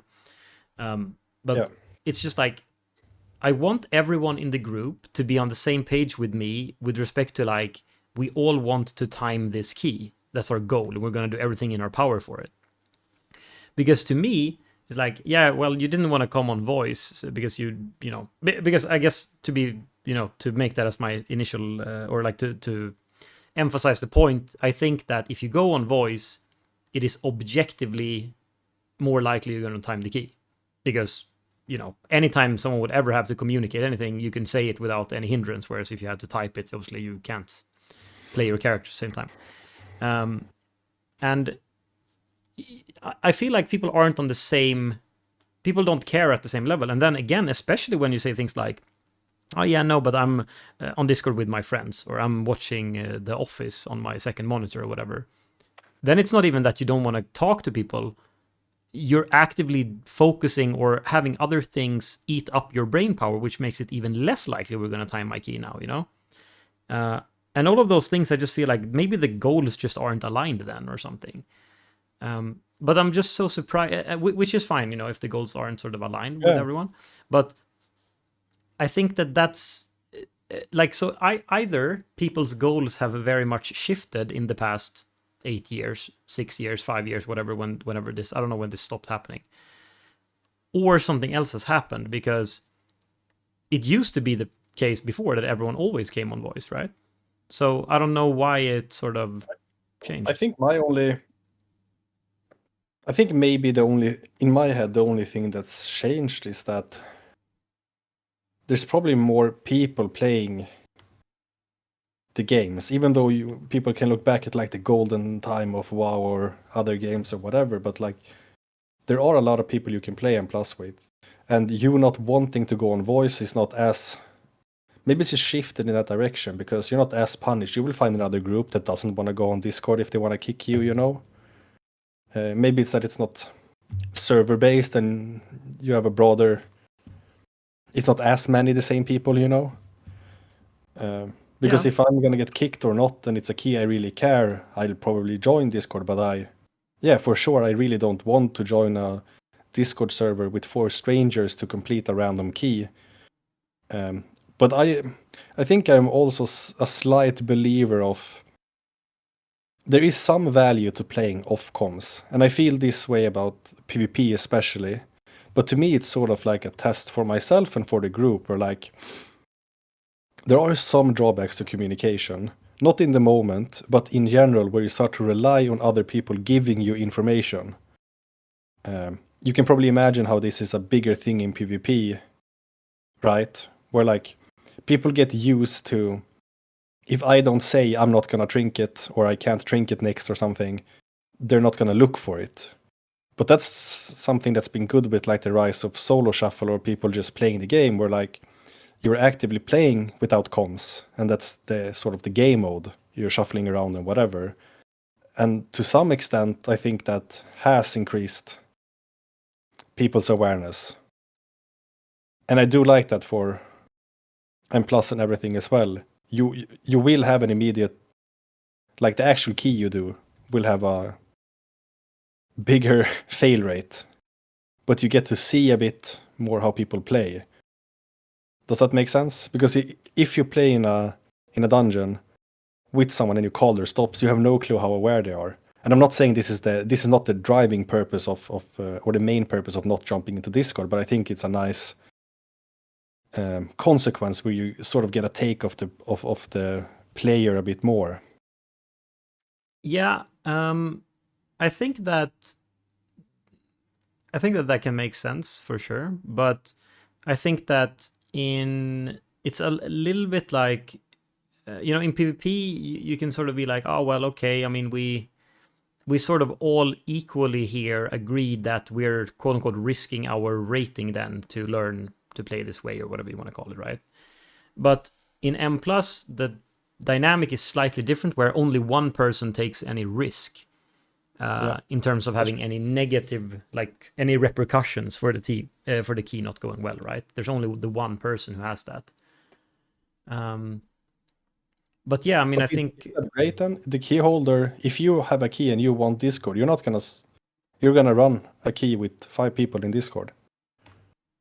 Yeah, but sometimes, that doesn't, hopefully, but sometimes what happens is like, you end up with like someone, signs to your key and oh yeah, that would be really great for the key. We waited a really long time. And then you kind of get forced to play without, it's like, oh, well, I take this guy or we don't play, But haven't you, don't you see like raid groups, heroic groups in the LFG, and they have like the voice chat, the icon enabled that you're gonna be in Discord? You don't even apply for those raids, right? I don't pug many heroic raids, but I mean, maybe, but I think that's very different because in heroic raid, first of all, that content is, if I join it, it's super easy and it's expected to be like a one shot, right? Like otherwise I wouldn't join. But also there's no one risking anything there, right? It's not like, oh no, my heroic save died or something, you know. So But I don't think the feeling of not wanting to sit in a call with strangers comes from risking something. but don't Maybe you it think is it's a bit just different to sit with 4 other people or with 29 other yeah, people? that is a different thing. But I mean, at least that's probably something you can relate to a tiny bit of when you see a heroic raid in the tool and you're gonna join it as a Discord icon. You're not gonna join it. You're gonna join another group. You're not even gonna try and join and say I'm not coming Discord if you have options, right? I mean, the only time I've really seen that, I think like it's been optional. I can't remember if I've ever seen like the mandatory Discord for a heroic raid in recent memory. Oh yeah, I saw that yesterday when I did a heroic raid. Okay, yeah, And I thought it was I don't do yeah, many that's not heroic pugs, so I wouldn't maybe know, but yeah, I don't see that often. But the thing is like, or what should be said is like I'm like extremely like, you know, introverted person or whatever. So like I definitely don't want to talk to strangers. I 100% don't want that, like not at all. But I so strongly value, you know, increasing the likelihood of the key's timing and also, you know, getting some value out of my time because, you know, just sending a key with random people and depleting it, I have no value in that. So I would much rather increase the value of, you know, actually getting score from that. But I yeah, guess that maybe yeah, comes down to like if you want to be like a competitive player or not or whatever, or if you just you care more about quote unquote having a chill time or whatever, you know. I don't know. But no, I think that's a very harsh take because I remember I had friends when I was younger that always got mad at me because I did not get mad when we were playing. And the argument is, do you even care? Like, you don't even care enough to get angry. And I feel like that's sort of the same train of thought. Like, obviously you care about and you will do everything in your power to complete the key. But I mean, everything in your power sort of comes with some caveats. Like, in your head, you will do everything you can to complete the key, right? But you're yeah, not going sure. to roll from warrior. Like you will play warrior season after season with the team, without the team. It doesn't matter. You will play warrior. That could also be argued as, do you even care? Like, are you even trying to be competitive? You've only narrowed it down in your head, in your situation, to what you feel like your everything is. And I don't necessarily feel that me joining a random LFG, not knowing if people are actually gonna talk, listen, speak English, or smoke cigarettes, you know. I think that statistically would increase the chance of that key being completed, but that also comes at the cost of me having less fun and me not playing as much probably that season and a bunch of other things where like, yeah, if it's not a key that's interesting or something enough, I'd rather play some in the LFG and try and find like-minded people off voice for a key than, yeah, joining people I for sure won't have a good time with and won't continue playing with and won't continue getting score with, you know? But I And I mean, mean, that I yeah, think then then I think that definitely is the point, right? Or like that is the point that I'm saying is that like then you are very much deciding that you rather, you know, have a chill time, whatever you want to call it, right? Like you're making that decision and that's fine or whatever, but your ultimate goal is not aligned with like my ultimate goal if I go in and play a random pug key is to get the score. Like that's like my ultimate goal of what I want to do. Like how would you feel about like if some person in your guild wouldn't join Discord for the progress raids? Like they don't want to. It's more they want to listen to music or whatever. They just want to. yeah, that's I'd say yeah, that's not okay. People muting or people leaving or people not joining. the guild's Discord call is, or not listening, I guess it's that's not what you've agreed upon.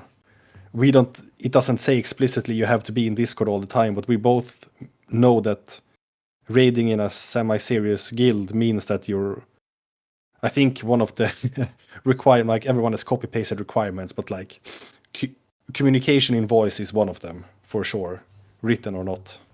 Yeah. But joining a random key and the key has not listed Discord today doesn't mean that you have to join Discord, and you shouldn't fake it. Like if someone links me a Discord and I don't feel like it, I leave. And if someone links me a Discord and I feel like it, I join and play the key. It's not that you're trying to get away with it. You're not trying to hide. You just, no, I don't want to do voice. Good luck. Yeah, but what I mean, like, is, don't you think that the impact of one person not joining Discord in a key is more impact than one person not joining it in a raid? Because like 19 people being on Discord and one person not being, and then 4 people and not one, or whatever, you know, whatever the number, or 2 people of 20 out of 2 people of 5 or whatever. I feel like it would have even higher impact, you know, in a key. So I don't feel like it's like maybe we have a different take on like how high the impact is, but I feel like the impact of being on voice is just really big. And again, I don't feel like the impact of being on voice uncoordinated is very big. So I don't value voice that much for a random pug, because I am not gonna shot call, like I'm not gonna sit and talk about every pull. So I know that one person isn't gonna talk about every pull, every kick, every stop, sort of. And I know how I perceive the vast majority of players. And I don't value it a lot, and it's not because of what it couldn't be, it's because you don't know these people, you don't know the value it would bring. Raid versus M+, I'm not sure. I mean, Raid is vastly more complicated than M+, but M+, you have to sort of ad hoc solve things a bit more, I guess. So there's a big value, but you also need some sort of coordination for it to have value, or some activity for it to have value. Yeah, I don't know. I just feel like it's so many times when you're in those like keys and like you're like, oh my god, this moron isn't bloodlusting or whatever, and you have to type it 10 times in the chat and then someone dies or whatever. Like it's just so, or oh shit, now someone is supposed to kick this, or I need to call for a pain suppression, or it's just, I feel like there's just so many things.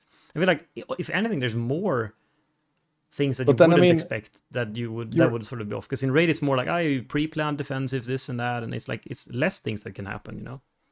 I mean, your approach doesn't really make sense then. Like, if you value it this high, why would you ever start a key without Discord? It's just because like there's so many people that don't want it. But then you're also saying that playing the key is more valuable than... Or... Then you're sort of saying that the worst player without Discord is better than a better play without Discord is a preferred scenario than a worse play with Discord. Because if you list your 17 mist, or whatever it is, and you have the Discord icon enabled, or you make sure that the people that are joining wants voice, you will find someone that will come voice within a certain amount of time. You just have to choose what you think actually, is the best. You don't, though. That's the problem. You really don't. Like, if you have that like icon, you don't get... People don't sign up to the key. Maybe if I was like a... You know, maybe if I was... I don't know, like a famous streamer, or if I was like a super meta tank or something, I don't know, maybe that would happen. But like in my experience, like you don't get, like you have like extremely limited pool, and you might not even get anyone. But I know how you queue. You always put like a item level and score restriction and stuff, right? Yes. Yeah. So then I think it's... I mean, I can't guarantee you, but if you make the key attractive enough, someone that would like to come Discord probably would show up. Yeah, of course. But you have the situation where you either get a 3K person or a 2.8K person, and then you decide, is the 200 IO discrepancy worth voice? And of course it's not worth 200. That's the... I mean, 200 is like a massive difference, right? It's like 2 levels on every key or something. Yeah, but you get the idea that Yeah, course I know, you. but I think that's the problem. I think that is kind of oftentimes that is probably the number that you have to decide on, and then you just end up being like, oh well, I guess we send, you know. But do you think there's a reason? Like, I can't explain the shift. I can't really explain the shift in people not coming voice. Other than that, I don't think you, for whatever reason, you're not required as much anymore, and people lean towards what they would prefer. And I mean, you know me, and I guess you know I prefer. I mean, when I play with you, we're always on voice because you want to be on voice with people, and I don't think I ever stopped you from us playing on voice. But if I run a key and you're not there, I'm not gonna get people in voice. Like I will actively not do it, and I wouldn't say that I hate people more than you or that I significantly want to or don't care a significant amount less about completing the key or anything. But I've shifted away from it, and you've shifted towards it, or stayed at it, I guess. No, like You so I see any reason? think my experience is that I've sort of given up on it. You know, like I want people to come to voice every key, but I've given up on it because there's so few people. Like, of course, when we play pre-made or whatever, then everyone's always on voice. It would like, but like in pugs Yeah, now, but if I you don't and I even. pug, you get them in. If we list a key and we're two people, you get everyone in, or you try to get everyone in every time. No, I don't do it anymore. I've given up. Like Okay. people just don't want to anymore. It's crazy. Like that's what I'm so surprised by. Like, because I tried for so long to just always do this, and people are like, no, I don't want to come to Discord. So I don't even. I don't know. I don't even ask anymore. Like, or I would never like, even if you want someone to come Discord, I would never list it with the Discord thing, because once someone's actually joined your group, if you ask, they're more likely, I think, to actually join. That I Uh, agree with. but like that symbol, people never join when you have the symbol. You know. Yeah. I mean, I would never apply to a group with the symbol, but when someone links me the Discord channel, when I'm in the group, I'd say it's like a coin toss. Like when I'm joining a group, I'm not expecting to join Discord, but then when someone links it, I guess I spontaneously make the decision if I'm gonna play the key or not. You know, Yeah. I know some people are like, I'm not gonna join Discord. Do you want me to stay? I feel like my spontaneous reaction is just to wish them good luck and leave. Because if someone wants me on Discord and I don't want it, I don't like the sort of situation where I put you in, right? Like you really care about me being in Discord. I'm not gonna join Discord. I'd rather just say good luck, hope you find someone, like genuinely, and then yeah. Yeah, and I think that's at least a better excuse also when people say, yeah, my cat is sleeping or whatever. It's like, okay, like at least just say you don't want to. You know, you don't have Yeah, to. that's what I say. I never people ask why can't you come Discord, and I just say I don't want you, and I'm not trying to run the key, just yeah. I'm out. Good luck. Yeah. That's that's it. But that usually changes. I don't know why I'm so hesitant anymore. It's just not a good time, I feel like. And you want to make sure it's worth the good time. Yeah. Yeah, I don't know. Like when I see the little symbol, you know, for like I'm like, oh yeah, I add this key. I really want to join. Like this is actually gonna be a serious Okay. key now. You know, and that really makes me like, oh yeah. But then they never invite me anyway, because who invites warrior? You know, so it doesn't help. But you would imagine that I would get invited more, but I feel like it never helps. You know. Yeah. But I'm sorry if I missed it, but do you have any speculation on why people are less hesitant or more hesitant now?